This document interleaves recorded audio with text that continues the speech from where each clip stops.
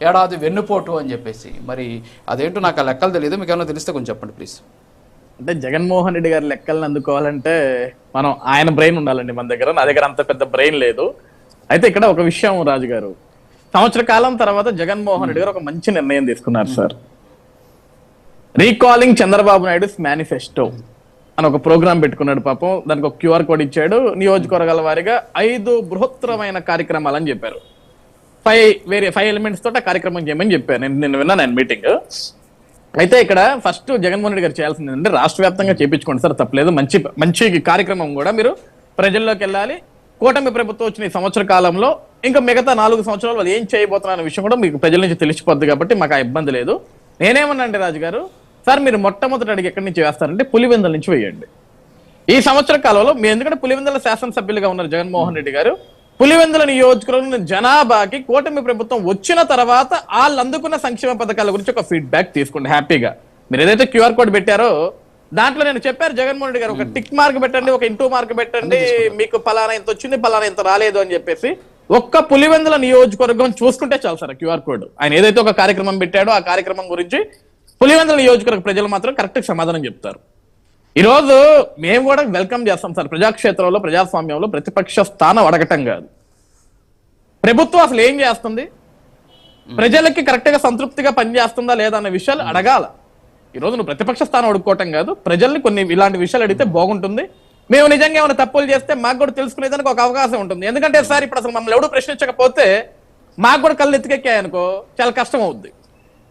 So మమ్మల్ని కూడా ఎవరైనా అప్పుడప్పుడు ప్రశ్నించారనుకోండి, ఎక్కడైనా తప్పు జరుగుతుందేమో అని మాకు ఒక అవగాహన వస్తుంది. మేము వెంటనే ఆ తప్పుని రెక్టిఫై చేసుకునే దానికి క్లారిటీ ఉంటుంది. కాబట్టి ఈ విషయం నేను జగన్మోహన్ రెడ్డి గారు అభినందిస్తా. మంచి కార్యక్రమం తీసుకున్న జగన్మోహన్ రెడ్డి గారు, పులివెందుల నుంచి మొదలు పెట్టండి. ఈ ఏడాది కాలంగా మీరు ఫెయిల్యూర్ అంటున్నారు, అది నిజంగా ఫెయిల్యూర్ అయితే ఈ పార్టీకి ప్రజలందరూ మమ్మల్ని ప్రశ్నించేవాళ్ళు, రోడ్లు ఎక్కేవాళ్ళు. ఎందుకంటే జగన్మోహన్ రెడ్డి గారు మొట్టమొదటి సంవత్సర కాల పరిపాలనలోనే రోడ్డు మీదకి అన్ని విధాలుగా అన్ని రంగాలకు సంబంధించిన ప్రజానికం మొత్తం రోడ్డు మీదకి వచ్చి ధర్నాలు చేయటం, నిరసనలు తెలియజేయటం, రాస్తారోకలు చేయటం మనం చూసాం రాజు గారు. కానీ ఈ సంవత్సర కాలంలో అవేమి లేవు సార్. ఈ రోజు వీళ్ళే పెట్టారు. జగన్మోహన్ రెడ్డి గారు 3 కార్యక్రమాలు పెట్టుకున్నట్టున్నాడు. రైతు పోరు, యువత పోరు, ఇంకొకటి నిరుద్యోగ పోరు, సంథింగ్ ఏదో. వాటిలో రైతు పోరుకి రైతులు ఉండరు, యువత పోరులో యువత ఉండరు. ఈ రోజు ఫీజు బకాయిల గురించి మాట్లాడేదానికి దానికి ఈ స్కూల్కి సంబంధించిన విద్యార్థులు ఉండరు. అంతా 50+, 60+, లేకుంటే అసలు చదువు సంది లేని వాళ్ళు వీళ్ళందరూ యుద్ధం చేస్తుంటారు. అక్కడ చదువు అంటే విలువ తెలియని వాళ్ళు యుద్ధం చేస్తుంటారు తప్ప పర్ఫెక్ట్ గా ఆ సబ్జెక్ట్ గురించి తెలిసే వాళ్ళు కూడా లేరు. ఇక్కడ ఫైనల్ గా ఒకటే నేను చెప్తాను రాజు గారు, ఎన్నన్నా చేసుకోండి హ్యాపీగా. ఈ కూటమి ప్రభుత్వం డాక్టర్ బాబాసాహెబ్ అంబేద్కర్ వచ్చిన రాజ్యాంగం పరిపాలన నడిపిస్తుంది తప్ప ఆ బుక్ రాజ్యాంగమో, ఈ రెడ్డి రాజ్యాంగమో, ఆ చౌదరి రాజ్యాంగమో, ఈ కాపు రాజ్యాంగమో, ఈ బ్రాహ్మణ్ రాజ్యాంగమో ఇవేమి కాదు. అంబేద్కర్ గారు ఏ రాజ్యాంగం అయితే రచించారో అదే పరిపాలన ఈ రోజు రాష్ట్రంలో నడుస్తుంది. కాబట్టే ఈ సంవత్సర కాలంగా జగన్మోహన్ రెడ్డి గారు ఎన్నిసార్లు ప్రజల్లోకి వెళ్ళాలన్నా సరే హ్యాపీగా వెళ్తున్నాడు.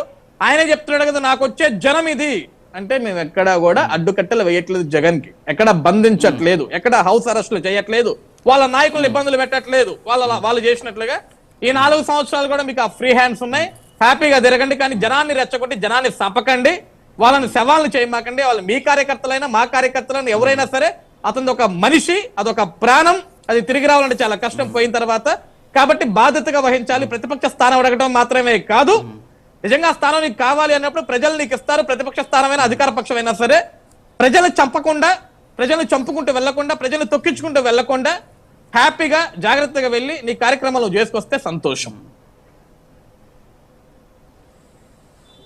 ఓకే.